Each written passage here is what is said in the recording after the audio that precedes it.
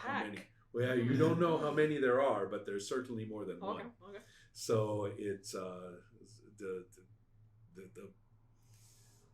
one of them cannot resist from making an excited, barking, almost human laughing noise to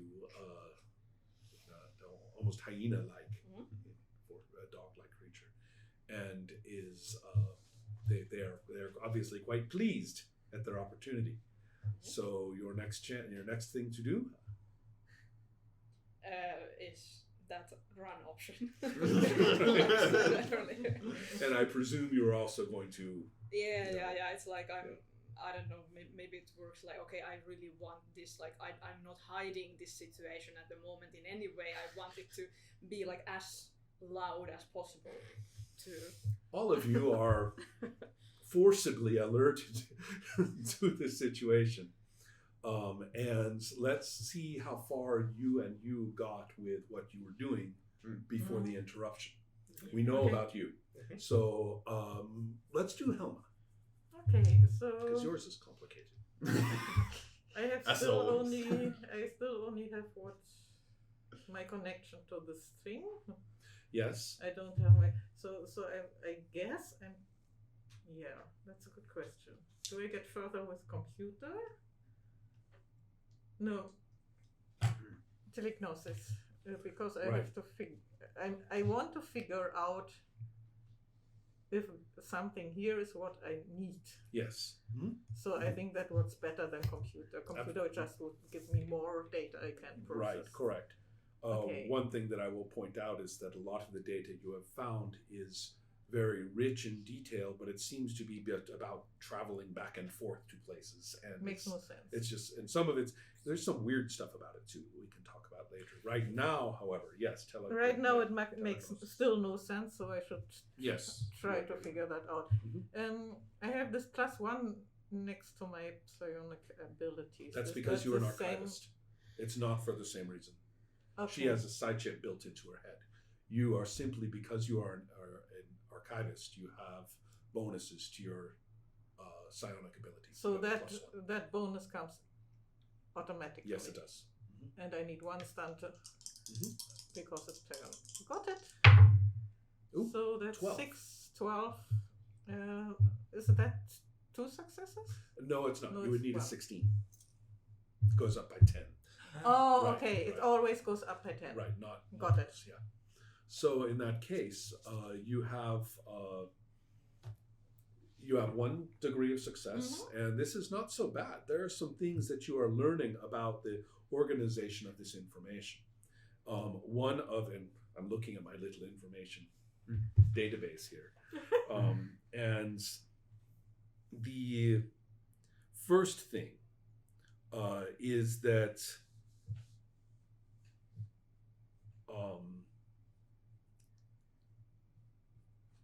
this is known to the hive. This apparently was either part of it or preceded it or somehow is part of it but not currently connected. And the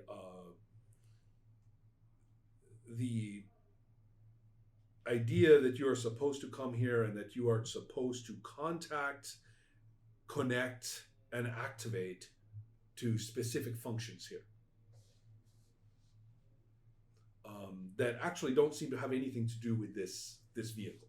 So in some ways, the data you are getting is negative. It's like, okay, not this thing. This particular thing is not our job. But something in this. But this whole facility, this area, and the idea that this is a facility is now becoming clearer to you because of the technological floor and things. But a lot of it is, why is it full of dingoes? Is sort of the question. And the other context that this role can give you is that all of this is in the general presence of attacks. The hive is in a defensive mode. So this mission is considered to be a defensive defensive operation, a defensive maneuver of some kind to heighten or to improve defenses. that is the context that you have. And I think context is the right word. That's what your psionics is giving you, the why of it all, and the sum of the historical or perspective on it. But in terms of exactly this being here and that being there, or actually understanding a piece of data, what does it actually represent? Those are other skills. So does that help, Emma? Yeah. If you have other questions about any of that, I may not just simply be stating it as clearly as or completely as I want. So if you do, just let me know. I'm open to clarifying any of this. 1 degree of success. I'm trying to be a little careful because there's depth to this, but 1 degree gives you solid information, but not full. One thing, the full story. Saying that the hive was in a defensive mode, and our mission is part of that. Actually, means the dingoes were not supposed to be here. Right. But the seekers shouldn't have been a surprise. The idea that they should have been a possibility. Correct. That's correct. Although the idea that they would literally be in, well, this is something that another degree of success would have helped with, but the idea is you're not sure whether the seekers would have been expected here. But they are a manifestation of this kind of attack that actually works.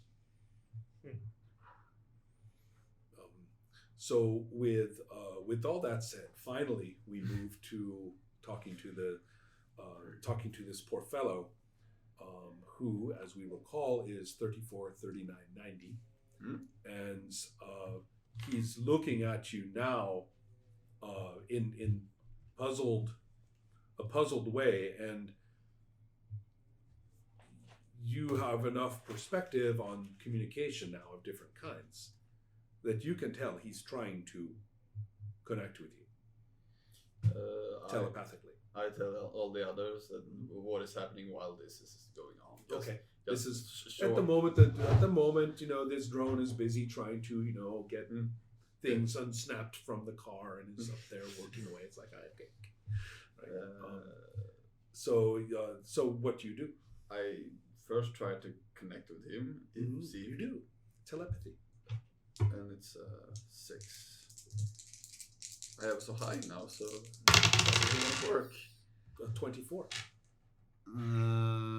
Yeah, 24. And so spend its done. Then okay. And the effect on this, because it is 2 degrees of success, is... No, it's more degrees of 6. You have 6. I have a 6, so 16 is a 4. It's not a multiple. No. Go up by 10. Yeah, so okay. So it would have to be missed by 2. Yeah. Right. Sorry.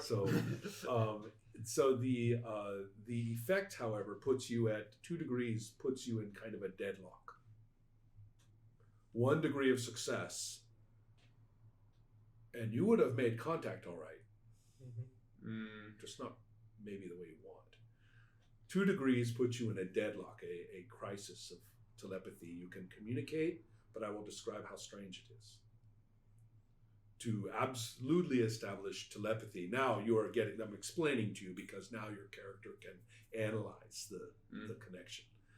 Clearly, you require a lot more focused, powerful telepathy to just have any kind of contact with this person directly. Something else is at work here. So you currently find yourself in a way that the 2 of you can exchange brief bits of information across what seems to be some sort of powerful interfering barrier. And that barrier seems to have its own voice. So what you are getting from him is, who are you? What are you? What is this? Why, who are you? Do I know you? I mean, he's very puzzled. He's like, don't I know you? But this interference is not him. He's trying, or is it He seemed trying, It's but it's as not though- getting through. Think of him as drowning in it. Okay. And if you connect with him, if you had just got one success, you would be pulled in, right, In to this that, case. and you would not be damaged by it, but you could break the contact, for example, but you would only be able to find out about it a little bit. You wouldn't be able to really communicate with him very well. 2 levels like you have, you're able to have this difficult contact, right? As if you were trying to talk while the two of you were, like you're trying to save him from drowning, that kind of thing. And then 3 levels of success, then you would actually be able to communicate with him fairly normally. So your character understands this now. Telepathically, you're oriented. It's like 2 people from different countries trying to communicate without knowing the language. Perhaps, yeah. That's how it feels to you on the one-on-one basis. But the presence of the overwhelming other environment, the other telepathic environment, is quite powerful, and it has a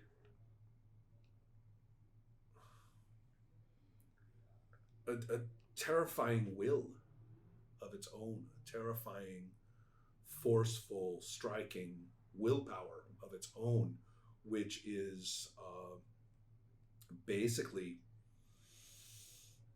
considers you a dingo or something like it. A hostile entity. Yeah.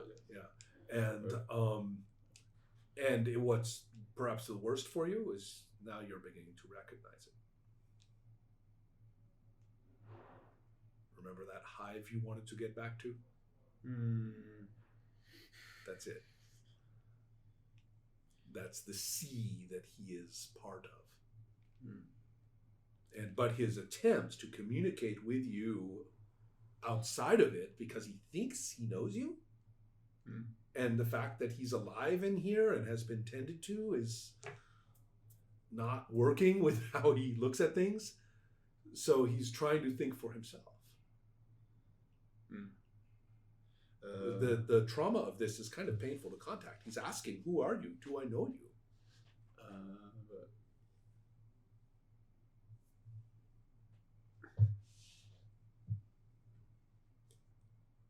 You do. We both are soldiers. We both came here for a mission. You remember the mission? The mission was attacked. There are monsters here. Yes. I have reported the attack. I'm speaking out loud. Can you hear me now?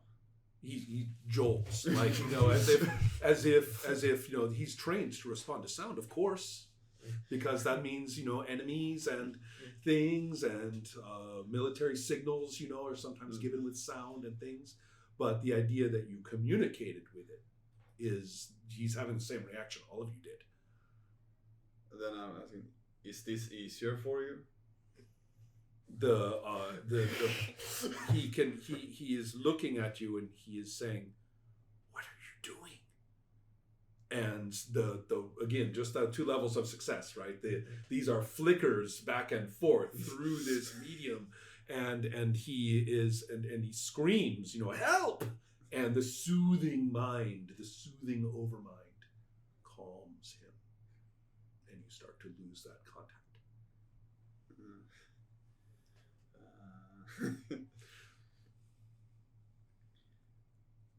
We went into the mission.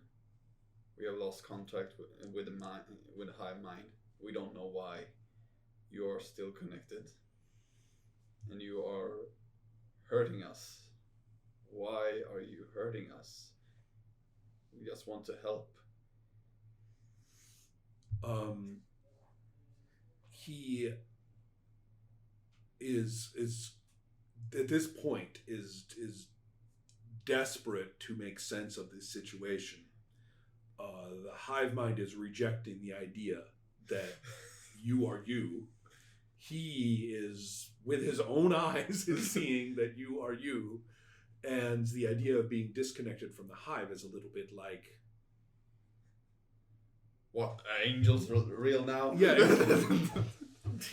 Yeah, I mean, it's the poor guy. I mean, it's really not. I don't think thinking about this. I don't think you're going to get too much farther at this time, right? No, I at last as the there's last. Also a curious heightening of awareness about you in that group mind. What? What is that? Is sort of the context that he is in, because he's trying to connect with it and report to it, and every bit of information he's getting is getting slowly collated through thousands of minds right now.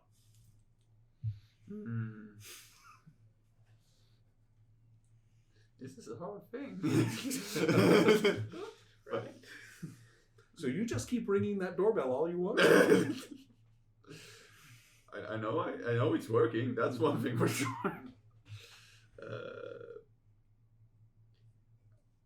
I'm not going to walk up to him. I'm just gonna say, calm down. We're not gonna hurt you. We have tried to help you, as you might seem. I have taken your ammunition because you were very hostile to us before. If you want to leave, you can leave. But I would appreciate if you told me first. So at this point, the other two of you are peripherally aware of this. You're not in this direct communication that he is in, but you know what he's doing. I'm very open. Right. I'm not keeping things to myself. Either of the two of you have any comments on this. She's going to kill us all. Again. What do you mean again? Go back to your gun, please. At least you're killing yourself. I'm a soldier. I'm used to it. So while the interesting bickering begins again across these two minds, right? Is the soldier hearing that? No. Okay. No. It's you that two successes. Yeah. Really opened up a little channel. But I'm aware of that he can't hear our conversation. Yes. I am the only one with connection to him. Yeah. And it's not much of a connection. Yeah. So at that point, everybody hears or senses the incoming crisis of your partner out there, and whatever else you may think, they have the water. I'm saying to the soldier, we are under attack. Stay down. Then I'm walking out, and to them I'm saying, keep an eye if you can, but stay away from him. He has a knife. Now I'm going to go down there.